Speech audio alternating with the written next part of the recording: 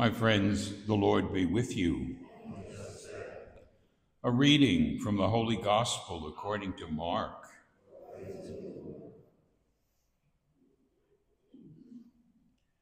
Jesus and his disciples left from there and began a journey through Galilee, but he did not wish anyone to know about it.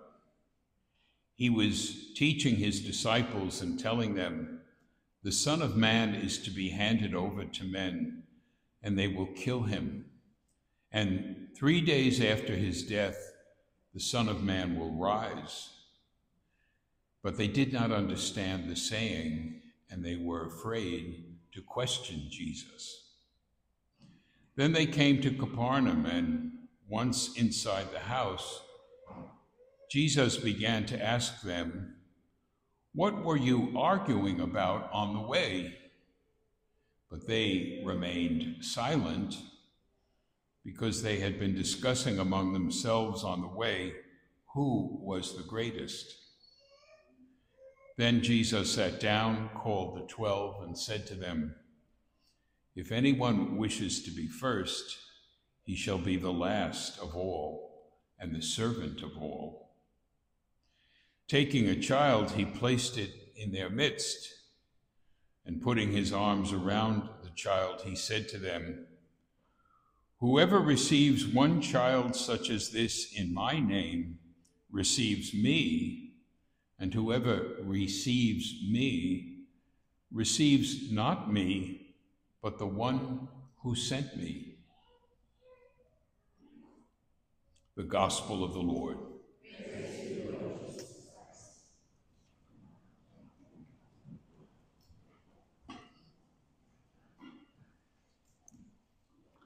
Every once in a while, our pastor, Father Frank, in his great care for all of us as members of this parish, invites a priest, perhaps a priest from our own diocese, to come and to offer the homily at the Sunday Masses. Father Frank's thought is, perhaps it's good for all of us to hear another voice, a different way of speaking about the gospel. And that's what we're privileged to have this weekend at all of our Masses. We have Father Joe Stout, a priest of our diocese who grew up in St. Raphael's in East Meadow, but after he was ordained a priest, worked in many different parishes in our diocese, including parishes out east.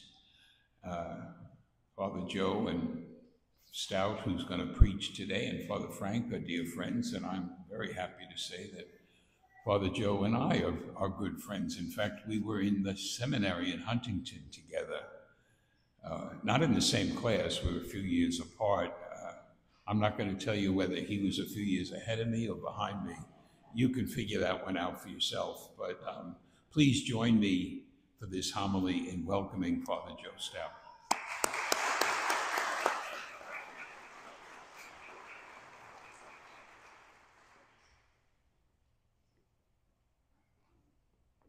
I'd like to thank everybody for your very warm welcome, and I've been saying at the Masses that I never got applause before I even gave the homily.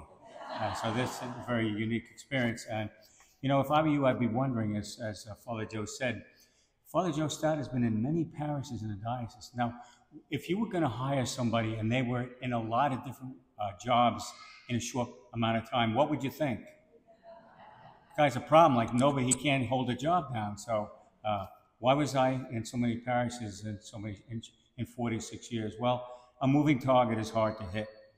So, and as Father Joe said, I was talking to Father Frank some weeks ago, and he said, "Why don't you come out to Cure?" He says, "Because I like to, as Father Joe explained, have the people here, just somebody else preach the gospel." And I said, "Well, you know, the thing is, after they hear me, they're going to say, 'I can't wait till you, Father Frank, and you, Father Joe, preach the homily again.'" So, but in order to keep you awake, if you start dozing off during the homily, Father Frank asked me to submit a little bio of myself, so you might be able to do that to keep you at least a little bit awake during this homily. And if you nod off, I won't mind. As a matter of fact, when I was in St. Pat's in Bayshore, people said to me, "We want to record your homilies."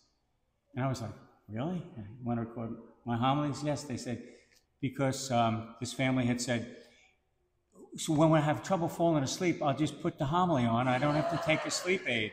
So,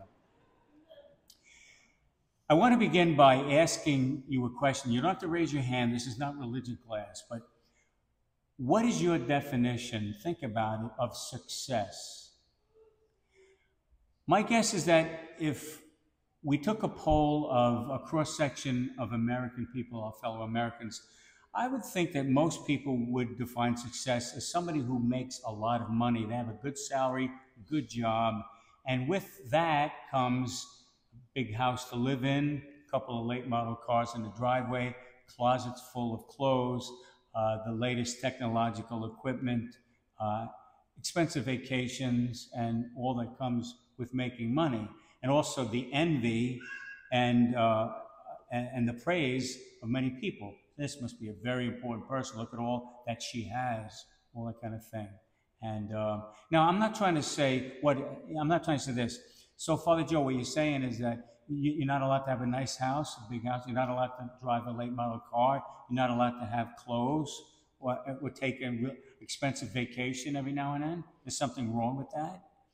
And the answer is no, but it's how generous are you? If God has blessed you with these material things, etc., how generous are you with the things that you've been given? That's the question. Now, again, you have in your own mind what constitutes success. What's a successful person? And we heard from Jesus in this morning's gospel what he considers a successful life. And his answer would be, I think, contradictory to a lot of what we would hear from other people. As a matter of fact, his definition has been ignored a lot and even ridiculed at times. Even his own followers, we heard, they were arguing among themselves who was the most important, who was most successful. They didn't quite understand what he meant. So likely they had fallen into the trap that people do, that success is admiration, it's making a lot of money, having a lot of material things, etc., being popular, etc. So Jesus teaches them something that turns their world completely upside down. And he says what God considers a successful life. If anyone wishes to be first, then he must be last. And he must be the servant of all. Now, by the way, it's very important to keep in mind, Jesus doesn't mean by being a servant that you are a doormat for people. Because sometimes when you try to be helpful to people, you know that better than I do, because people are always nice to priests, right? But sometimes people will take advantage of your kindness. And sometimes they will want you to give them more than you can give. We can't solve everybody's problem. We can't give everybody what they want. But what we can do is try to help them in our particular way. And you have to figure out in your life, and Father Joe and I, we have to figure out in our lives how we can help people out. But being the servant doesn't mean somebody's doormat. There's a big difference between being a servant and a doormat. That's for another homily. In God's eyes, the great person who is a successful person is the one who serves the needs of others, taking care of other people. When you and I leave this world, whenever that happens, God will not be impressed with how much wealth we had, how many cars we drove, what kind of cars, where we lived, the power we had, the influence we had, the material things. What will mean everything to God is that our lives were characterized by humble service to other people. What does that mean? It means treating people with the attitude that every single person is important to God. It's not what you contribute to society. It's not what kind of education you have. It's the fact that every person is important to God. And every person has dignity of being a child of God. Now, that's the hard part for us. There are some people, let me be honest, we don't like them, right? They don't like us. It's hard to treat a person like that with dignity and saying that even that person is a child of God. We have to examine our own attitudes also about success. What are we teaching our children? And I know when I did baptismal and interviews, I would ask an engaged couple, a married couple, sometimes engaged, but I'd say, what do you want for your child? And the answers were pretty much the same. I want my child to be happy. I want them to be successful. I want them to have a comfortable life, etc., etc. I want them to get a good job, etc. That's a good thing that parents want. But what are we teaching our children to be, how to be successful? Is it the lie that money, influence, and popularity, that's success? Or is it successful is teaching them the way of Jesus, looking out for others? That's a successful person. So if you get a good job, does that mean good job, a lot of money, big salary? Or does that mean a good job that you can help other people? You can make this world a better place. Your vocation and my vocation, Father Joe's, we have the same vocation, believe it or not. We do it in different ways. But our vocation is, can we make the world a better place?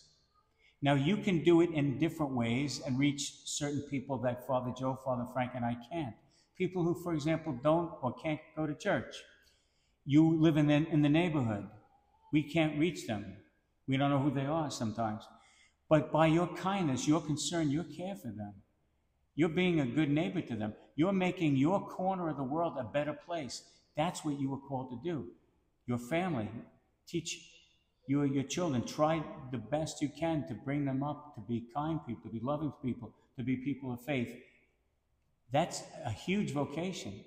And that's our job, to do it in different ways. Make the world a better place. We have to be careful about putting our needs first. There was a book written years ago, Looking Out for Number One. And that was, take care of yourself. And that's exactly at odds with what Jesus teaches. No. It's not about you. If you want to be a follower of Jesus, if you're serious about it, then look out for other people, the people who are weak, the people who are lonely, the people who are burdened, and to have a sensitivity. How can I reach out? How can I help them? How can I make their lives a little happier, a little easier? So when we face God someday, hopefully there will be people who are living with God who will say, that person made my life a little easier. They paid attention to me when nobody else would. They listened to me when nobody else wanted to listen to me. They shared with me when I didn't have. They made a difference in my life. That's what life is all about. That's what it means being a servant of all. People say that we live in a dog-eat-dog environment. And I have to say, I rarely experience that as a priest, because when people know I'm a priest, they're on their best behavior, right? They don't use bad language. They're nice. Oh, Father, take this seat, etc. But you have to deal with the day-to-day rat race, so you know better than I do what it means. I have to tell you, though, on my way here yesterday afternoon, I came from Middle Island, and I took the expressway to what was it, the Wantua, and then Southern State, no, the other way, Southern State, Wantua, and Sunrise. I'm telling you, I feared for my life. People are so aggressive, right? I mean, you drive your car and you're like, it's like a video game, like, who's going to pull out in front of me? Where are they going to come from, etc. They're going to cut you, blowing their horn. You're not moving fast enough. You're only doing 80, right? I mean, but you have to put up with that every day if you're still working, etc. There's an aggressiveness, and I'm not trying to judge people. Who knows why certain people are that way? But we have to see them as children of God, as loved by God too. And it's not easy. It's not easy to be the last of all and the servant of all. Because, why?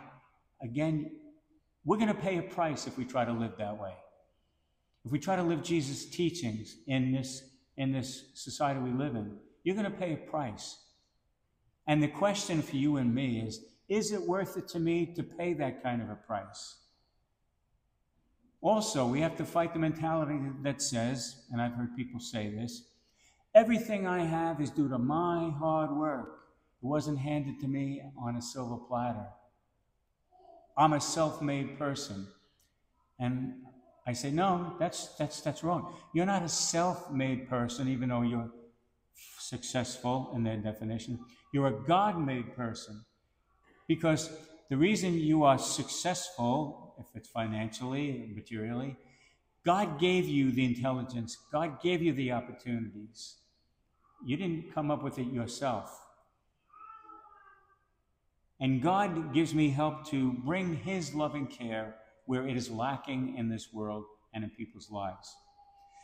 So when I stand before God someday, God is going to ask me, how generous was I in sharing the time that I was given here on this earth? It was loaned. Everything is on loan from God. And you know, when you loan somebody something, you're going to expect it back. And so God's going to expect it back. What did you do with the time that I loaned you? What did you do with the talents that I gave you? Did you build yourself up, or did you try to build up people's lives with that? What about the material things that I gave you? Did you share? Even if you say, I'm not rich, doesn't matter how much, how generous were you, God will ask me and you, in sharing what you had, especially with my poor people? And how well did you try your best to put into practice the teachings of my son Jesus? If anyone wishes to be first, he must be the last of all and the servant of all.